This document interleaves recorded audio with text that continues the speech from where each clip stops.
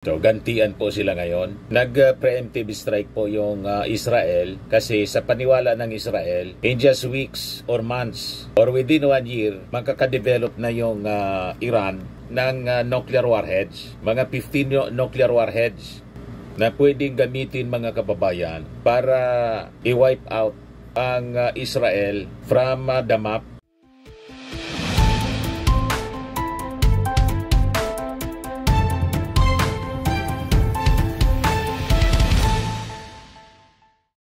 Hello po mga kababayan, si Dante Maravillas po, Bicolano vlogger, broadcaster, journalist from Albay. So pag-usapan natin yung iba naman ng mga topics kasi as you know, yung ating timeline mga kababayan, punong-puno ng mga images, nakahindik-hindik. Hindi lang yung nangyari pong pagbagsak ng eroplano sa yung India Air, kundi yung giyera ngayon mga kababayan sa Israel-Iran war na siguradong makakaapekto sa buong mundo. In fact, ito na yung pinag-uusapan mga kababayan. Ayan o. Oil prices leap 7% and US stocks slump more than 1% on worries about the crude market. Ayan pa mga kababayan yung mga balita ngayon. No? Middle East conflict threatens to exacerbate consumer price pressures. So, ipanalangin po natin yung nangyayari ngayon sa Israel. Yung Israel kasi, sinalakay na po, preemptive strike. Tulad ng ginawa mga kababayan ng Amerika noon sa Iraq, preemptive strike, Desert Storm. Ngayon, ang nag-preemptive strike yung Israel. Nilusob mga kababayan ng mga eroplano ang Iran. And ngayon, rumisbak na rin po yung Iran. Patindi po yung devastation. Yan o.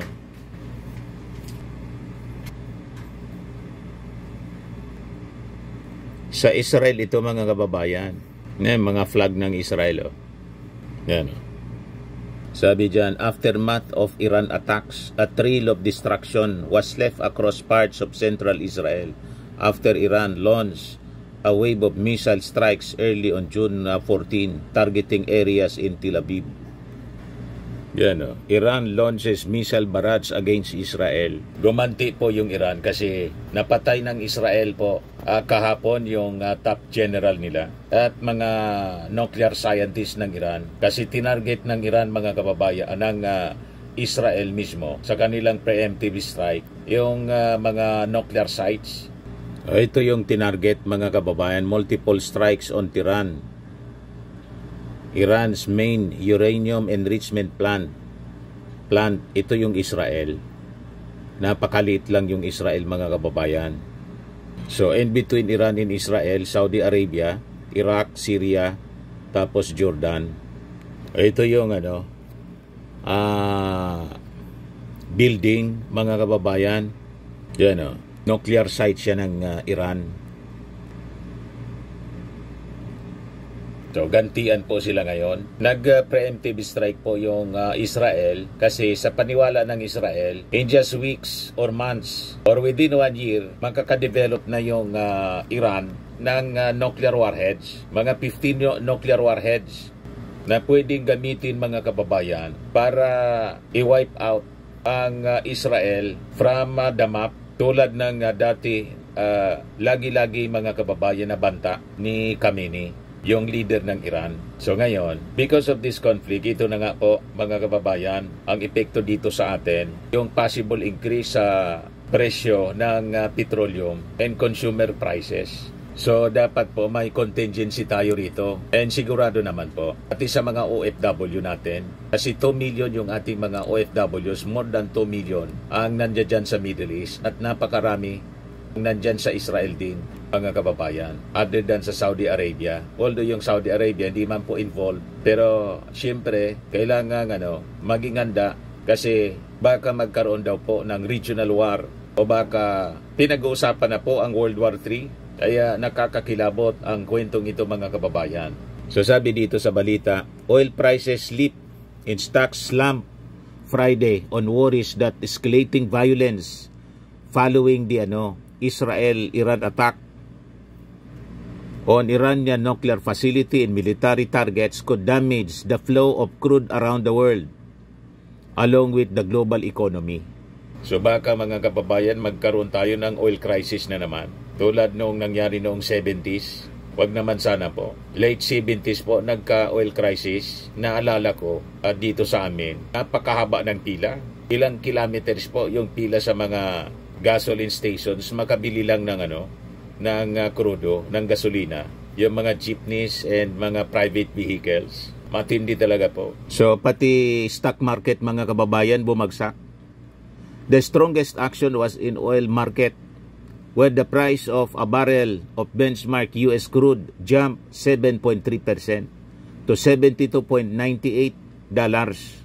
Brent crude, the international standard, rose 7% to $74.23 for a barrel. So magtataasan po yung presyo ng mga produktong petrolyo. Apektado po tayo sigurado rito. Yung pamasahe sa mga jeepney, sa mga buses. Then siyempre, yung chain reaction yan sa presyo ng mga bilihin. So baka masisi na naman yung ating Pangulong Bongbong Marcos. Ang conflict mga kababayan sa Middle East, ang pwede lang natin gawin ay pakiusapan sila to de-escalate. And in fact, yun po ang panawagan ng ating Pangulong Bongbong, to de-escalate. So sabi dito sa balita, Iran is one of the world's major producers of oil. Though sanctions by Western countries have limited its sales. If a wider war erupts, it could slow the flow of Iran's oil to its customers and keep the price of crude and gasoline higher for everyone worldwide. So sabi dito, beyond the oil coming from Iran, analysts also pointed to the potential for disruptions in the Strait of Hormuz, a relatively narrow waterway of Iran's coast. Much of the world's oil that's been pulled from the ground moves through it on ships. So pati mga kababayan, yung transportation ng mga petroleum products apektado masyado because of this conflict. Past attacks involving Iran and Israel have seen prices for oil spike initially, only to fall later once it became clear that the situation was not escalating and there was no impact on oil supply. According to Richard Joswick, head ng Near-Term Oil and S&P Global Commodity Insights. Ngayon, pati sa consumer prices mga kababayan, may epekto itong conflict sa Israel and Iran. Yan sabi dito sa report ng Inquirer, Middle East conflict threatens to exacerbate consumer price pressures. So after ng COVID noon, after years of sky-high inflation, in the aftermath ng COVID pandemic, ang sabi dito, the latest escalation in the Middle East has the potential to cause widespread price increases that could set consumers back again. Resulta yon mga kababayan ng epekto sa petroleum products. Sabi dyan, in the past, conflicts in the Middle East have sent energy price soaring for extended periods, but in recent years, because of the huge supply of oil, those spikes have been more fleeting. Higher energy prices can lead to elevated cost for a wide range of products because just about everything is made and transported using oil or natural gas. Ayan ang mga nakaka-alarma mga kababayan na mga balita sa ngayon. And sabi sa report mga kababayan, parami yung conflict sa buong mundo. Ayan, highest number of conflicts worldwide in 2024 since 1946, sabi po sa study. Madaling sabi, pagulo ng pagulo, mga kababayan ng ating mundo. So tama yung sabi sa Bible. In the last days talaga, there will be wars and rumors of wars. Famines, pestilences, earthquakes in diverse places. Pati yung pagdami ng mga disasters mga kababayan. Sabay-sabay na po. So manalangin po tayo mga kababayan. Sana naman hindi lumala yung kaguluhan dito po sa Middle East. Itong presenting labanan between Israel and Iran. Ito yung latest. Russia, China condemn Israel's attacks on Iran in UN Security Council. Yang China and Russia, mga kababayan, kalyado man talaga niyan. Yung Iran at yung mga Arab countries, doon din ang kanilang alliance. Yung DMW, OWA, nasa heightened alert na rin ngayon, mga kababayan. So nagpalabas sila ng mga hotlines para sa ating mga OFW para tumulong in case kailangan silang pauwiin.